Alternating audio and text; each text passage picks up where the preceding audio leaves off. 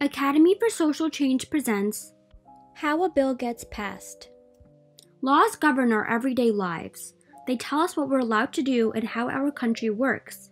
But how are these laws created? The Constitution gives Congress the power to introduce and write bills, which are proposals for laws. Both chambers of Congress go through a comprehensive process to research, debate, amend, and eventually vote on a bill before it can be sent to the President to be signed. Only then can a bill become a law. A bill must complete several steps before it can become a law.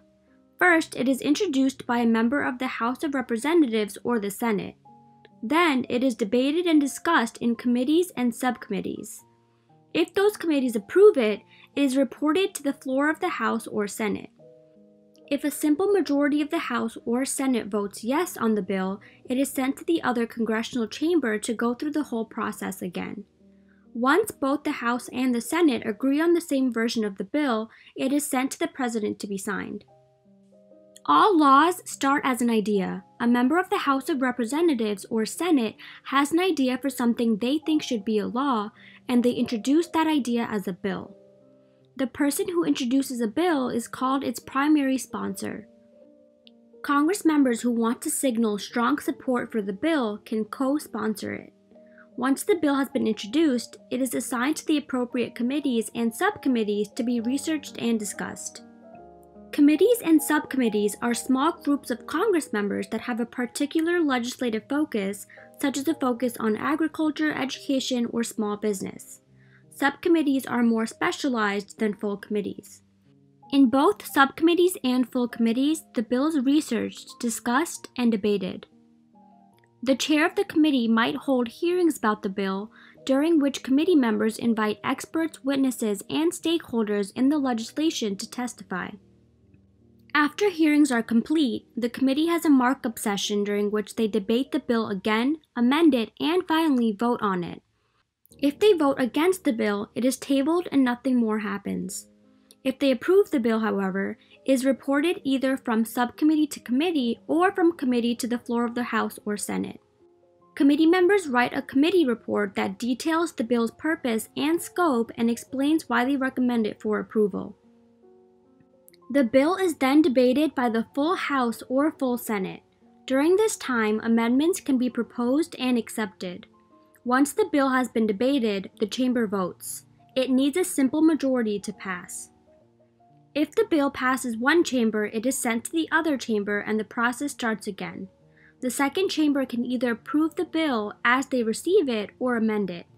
Both chambers must vote on and approve the same version of the bill before it can be sent to the President to be signed and turned into a law. Often, a conference committee will be created to resolve differences between the two chambers. A conference committee includes representatives from both the House and the Senate who work together to come to a consensus about the legislation. If they cannot reach an agreement that both chambers will approve, the bill dies. If they can reach an agreement, the conference committee writes a report that details the final compromise. If both chambers approve this conference report, the bill is sent to the President. The President can take a number of actions. She can sign the bill, turning it into a law. She can also reject the bill through something called a veto. If the bill is vetoed, the President sends it back to Congress explaining why she rejected it. Congress can amend the bill and send it back or override the veto with a 2/3 vote in both chambers.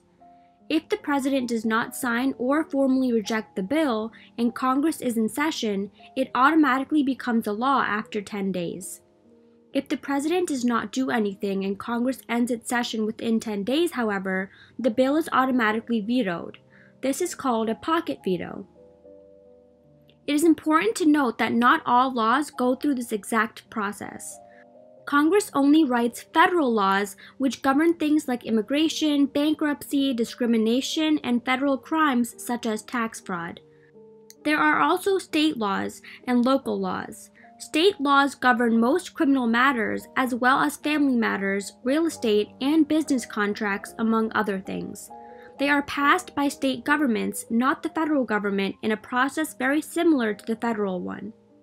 All states have both an assembly, which is similar to the House of Representatives, and a state senate, which is similar to the federal Senate.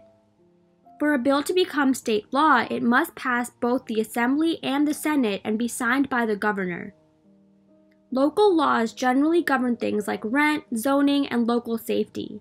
They are usually passed by a city, town, or another form of local government. The ability to introduce and pass laws is one of Congress's most important powers. Ordinary citizens can influence this process too. Often, ideas for laws originate with citizens who see something they think should be changed. Anyone can write or call their senators or representative and let them know about an issue. If enough people do this, the representative may introduce a bill about the issue, and eventually it could become a law. Now it's your turn to think further. Why is it important that a bill passes both chambers of Congress before it can become a law?